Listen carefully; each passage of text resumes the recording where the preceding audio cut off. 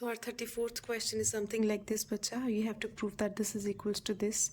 Now, I could see that if you take a sine theta out common from the numerator and cos theta from the denominator, you'd be getting a tan theta on the outside. And that's what I did. I took the sine theta out common from the numerator and cos theta from the denominator. And we've got a tan theta on the outside. Inside, we've got this entire thing. Now let's do one thing. Let's change either sine or cos in terms of, like if you change sine theta in terms of cos theta, you should be able to get the brackets cut, or you can change cos theta in terms of sine theta as well. You remember the formula.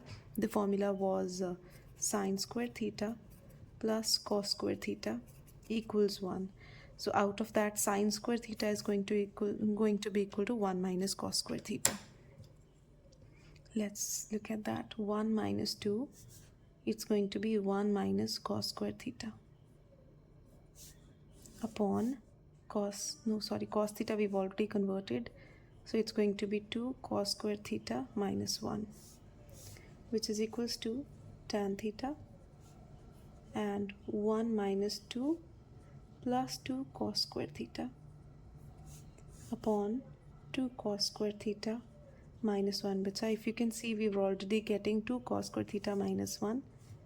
Let's write that down. Tan theta times 2 cos square theta minus 1, cause you see 1 minus 2 is minus 1, upon 2 cos square theta minus 1. Now the brackets are getting cut and we're getting our right hand side. So let's do this question by picking up the left hand side. Now you know you have a 1 plus cos A in the denominator. We rationalize in such questions. So let's do the rationalization. You'd be getting a 1 plus cos A times 1 minus cos A upon 1 minus cos A. You're getting a 1 sin A times 1 minus cos A upon, you see you have A plus B times A minus B, which is A minus B square. Now what is 1 minus cos square A? Out of this you have got 1 minus cos square A is your sine A. Sine square A. Sine square A. You see one of the sine gets cut with one of the sine, and that way you're left with 1 minus cos A over sine A. Now we are going to keep sine A in underneath this and underneath this. That way we are getting a 1 upon sine A minus cos A over sine A. We are dividing sine A with both the things. Now 1 upon sine A becomes your cosecant A, and cos A upon sine A becomes your cot A, and this is equals to our right hand side. Now kids, the left hand side looks a little more complicated, so I'm going to pick the left hand side. Tan A can be written as sin A upon cos A, and as we have 1 minus cos A in the denominator, we are going to do the rationalization. You'd be getting 1 plus cos A upon 1 plus cos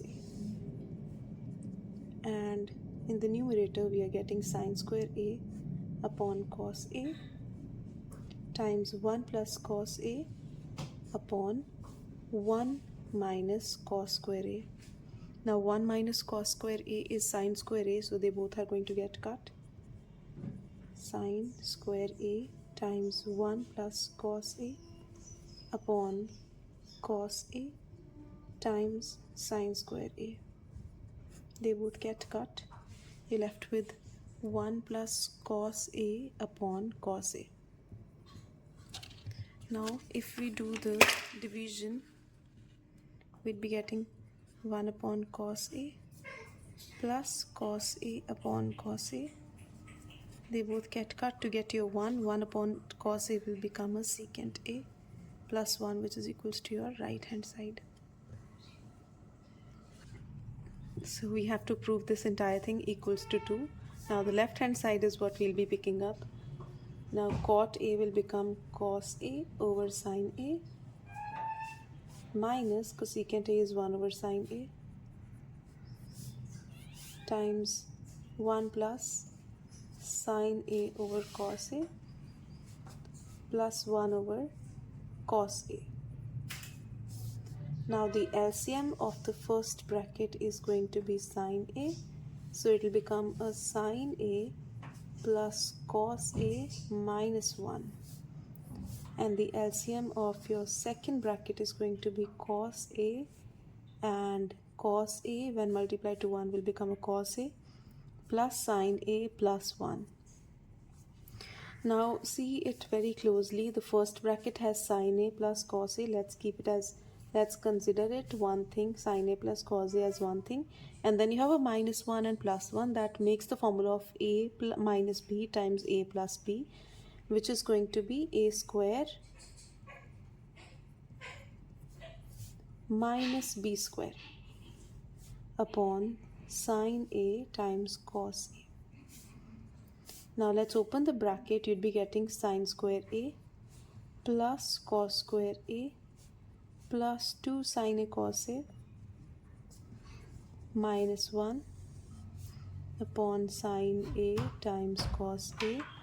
Now what is sine square A plus cos square A, kids? It is 1, right?